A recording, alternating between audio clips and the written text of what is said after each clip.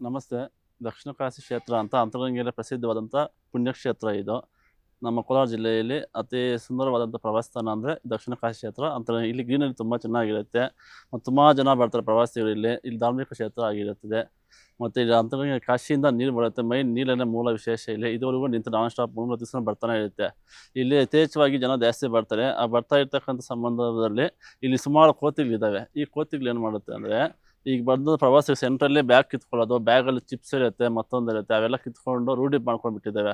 ಈ ನಡುವೆ ಇತ್ತೀಚಿನ ದಿನಗಳಲ್ಲಿ ಸುಮಾರು ಜನ ಕಚ್ಚಿಬಿಟ್ಟಿದೆ. ಅವ್ರಿಗೆ ಬ್ಯಾಗ್ ಇಸ್ಕೊಳಕ್ಕೆ ಹೋಗಿ ನಮಗೂ ಸಹ ಒಂದು ಕೈ ಕಚ್ಚಿದೆ. ಸುಮಾರು ಅದ್ರಿಗೆಲ್ಲ ಇದು ಮಾಡಿಕೊಂಡು ಆಪ್ರೇಷನ್ ಎಲ್ಲ ಆಗಿದ್ದಾವೆ. ನಿನ್ನೆ ಕೂಡ ಒಂದು 2-3 ಕೈ ತಲೆಯೆಲ್ಲ ಕಚ್ಚಿಬಿಟ್ಟಿದ್ದಾವೆ. ಟೋಟಲ್ ಆಗಿ ಒಂದು 50 ಜನ ಕಚ್ಚಿರುತ್ತೆ ಸರ್. ಅದಕ್ಕೆ ಈ ಕೋತಿಗಳನ್ನೆಲ್ಲ ಬೇರೆ ಕಡೆ ಶಿಫ್ಟ್ ಮಾಡಬೇಕು. ಈಗ ಬೇರೆ ಕಡೆ ಆಂಧ್ರಗೋ ಇಲ್ಲಿ ತಮಿಳ್ನಾಡು ಕಡೆ ಶಿಫ್ಟ್ ಮಾಡಿಬಿಟ್ರೆ ಈ ಕೋತಿಗಳು ಅಲ್ಲಿ ಹೋಗುತ್ತೆ, ಆ ಥರ ಮಾಡೋಕ್ಕೆ ಹೋಗಲ್ಲ, ಕಾಡಲ್ಲಿರುತ್ತೆ. ಇಲ್ಲಿ ರೂಢಿ ಮಾಡ್ಕೊಂಡ್ಬಿಟ್ಟು ದಿನ ಅದೇ ಕೆಲಸನೇ. ಬಂದಂಥ ಪ್ರವಾಸ ಬ್ಯಾಗ್ ಕಿತ್ಕೊಳ್ಳೋದು, ಕೊಡಲಿಲ್ಲ ಅಂದರೆ ಕಚ್ಚಿಬಿಡೋದು. ಪಾಪ ಎಷ್ಟು ಸುಮಾರು ಜನ ಹೋಗ್ತಾರೆ ಆಸ್ಪತ್ರೆಗೆ. ಎಷ್ಟು ಜನಕ್ಕೆ ಗಂಭೀರವಾಗಿ ಕಚ್ಚಿದೆ ಮತ್ತು ನಿಮ್ಮ ಪರಿಸ್ಥಿತಿ? ನೂತನವಾಗಿ ಪ್ರಾರಂಭವಾಗಿರುವ ಶ್ರೀವೇಣು ಟಿವಿಎಸ್ ಶೋರೂಮ್ನಲ್ಲಿ ಟಿವಿಎಸ್ ಕಂಪನಿಯ ಎಲ್ಲಾ ರೀತಿಯ ಪೆಟ್ರೋಲ್ ಮತ್ತು ವಿದ್ಯುತ್ ಚಾಲಿತ ಬೈಕ್ಗಳಿಗಾಗಿ ಎಂದೇ ಭೇಟಿ ನೀಡಿ. ವಿಳಾಸ ಬೈಪಾಸ್ ರಸ್ತೆ, ಮಾರುತಿ ನೆಕ್ಸಾ ಕಾರ್ ಶೋರೂಮ್ ಪಕ್ಕ, ಕೋಲಾರ. ಹೆಚ್ಚಿನ ಮಾಹಿತಿಗಾಗಿ ಸಂಪರ್ಕಿಸಿ 9986833899 ಅಥವಾ 9986933299. ನಮ್ಮ ಪರಿಸ್ಥಿತಿ ಇದು ಕಚ್ಚಿ ಒಂದು 2 ತಿಂಗಳಾಯ್ತು ಸರ್. ನಾವು ಈಗ ಆಪ್ರೇಷನ್ ಎಲ್ಲ ಮಾಡಿಸ್ಕೊಂಡಿದ್ದೀವಿ. ಸುಮಾರು ಖರ್ಚು ಆಗಿದೆ, ಒಂದು 50,000 ಖರ್ಚಾಗಿದೆ.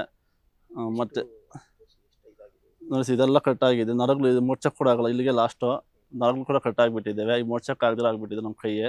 ಈ ಥರ ನಮಗೂ ಸಮಸ್ಯೆ. ಪ್ರವಾಸಿಗೆ ನಾವು ಅವ್ರಿಗೆ ಹೆಲ್ಪ್ ಮಾಡೋಕ್ಕೋಗಿ ಈ ಥರ ಮಾಡಿಸ್ಕೊಂಡಿದ್ದೀವಿ. ನಮ್ಮ ಕೆಲಸಕ್ಕೆ ಅಂತಲ್ಲ, ಬಟ್ ನಾವು ಇರೋದು ಅವ್ರಿಗೆ ರಕ್ಷಣೆ ಮಾಡೋಕ್ಕೆ ಮಾಡ್ತಾಯಿದ್ದೀವಿ. ನಮಗೂ ಈ ಥರ ಸಮಸ್ಯೆ ಆಗಿದೆ. ಸುಮಾರು ಜನಕ್ಕೆ ತಲೆ ಕಾಲು ಎಲ್ಲ ಕಚ್ಚಿಬಿಟ್ಟಿದ್ದಾವೆ. ಅವ್ರು ಬಂದು ನಮ್ಮ ಸರ್ ನಾವು ಬೇಕಾದ ಕಂಪ್ಲೇಂಟ್ ಕೊಡ್ತೀವಿ ನೋಡಿ ಅಂತ ಮೊನ್ನೆ ಆರ್ಕೆ ನರ್ಸಿಂಗ್ ಹೋಮ್ ಸ್ಟಾಫ್ ಕೂಡ ಬಂದಿದ್ರು, ಅವ್ರಿಗೂ ಕಚ್ಚಿಬಿಟ್ಟಿದ್ದೇವೆ. ಬೇಕಾದ್ರೆ ಅವ್ರನ್ನೂ ಕೇಳಿ. ಸುಮಾರು ಜನ ಸರ್ ಬೇಕಾದ್ರೆ ನಾವು ವರದಿ ಬರ್ಕೊಡ್ತೀವಿ, ಲೆಟರ್ ಬರ್ಕೊಡ್ತೀವಿ. ಮೈನ್ ಕೋತಿಗೆ ನಮ್ಮ ಭಾಳ ಹಿಂಸೆ ಕೊಡ್ತಾರೆ ಅಂತ ಹೇಳಿ ನಾವು ಇದು DC ಮನೆ ಕೊಟ್ಟು DC ಕಡೆಯಿಂದ ಫಾರೆಸ್ಟ್ ಅವ್ರಿಗೆ ಇದು ಮಾಡಿಬಿಟ್ಟು ಈ ಕೋತಿಗೆ ಬೇರೆ ಕಡೆ ಶಿಫ್ಟ್ ಮಾಡ್ಬೇಕು ಸರ್. ಅದೊಂದು ಮಾಡಿದ್ರೆ ಇದು ಒಳ್ಳೆ ಪುಣ್ಯದ ಕೆಲಸ ಆಗುತ್ತೆ.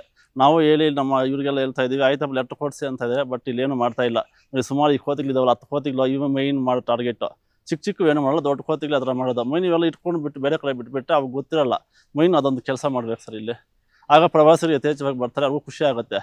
ಒಬ್ರಿಗೊಬ್ರು ಈ ಥರ ಹೇಳ್ಕೊತಾ ಇದ್ರಿ, ಪ್ರವಾಸಿಗರು ಬರೋದೇ ಕಮ್ಮಿ ಆಗ್ತದೆ ಈ ಪ್ಲೇಸಲ್ಲಿ. ಈಗ ಕೋತಿ ಅಟ್ಯಾಕ್ ಆಯ್ತಲ್ವಾ, ಅದಾದ್ಮೇಲೆ ಪ್ರವಾಸಿಗರು ಕಡಿಮೆ ಆಗ್ತದೆ. ಯಾಕೆಂದ್ರೆ ಒಬ್ರಿಗೊಬ್ರು ಹೇಳ್ಕೊಂತಾರೆ, ಹೋಗಿದ್ ಕಚ್ಚಿಬಿಡತ್ತಪ್ಪ, ಅದಕ್ಕೆ ಬೇಡ ಅಂತ ಕಮ್ಮಿ ಬರ್ತಾರೆ.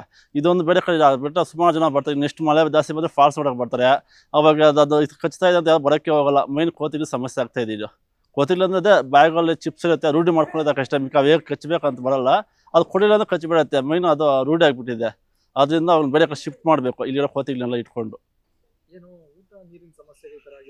ಊಟ ನೀರು ಸಿಗ್ತಾ ಇರುತ್ತೆ, ಆದ್ರೂ ಬ್ಯಾಗಲ್ಲಿ ತಿಂಡಿ ಇರುತ್ತೆ, ಕಾನ್ಸೆಪ್ಟ್ ಬಂದ್ಬಿಟ್ಟಿದೆ. ಸುಮಾರು ವರ್ಷದಿಂದ ನಾವು ಎತ್ಕೊಂಡು ರೂಢಿ ಆಗಿಬಿಟ್ಟಿದೆ. ಅದರಿಂದ ಬ್ಯಾಗ್ ಅಟ್ಯಾಕ್ ಮಾಡುತ್ತೆ. ಕೊಡಲಿಲ್ಲ ಅಂದರೆ ಕಚ್ಚಿಬಿಡುತ್ತೆ ಸರ್.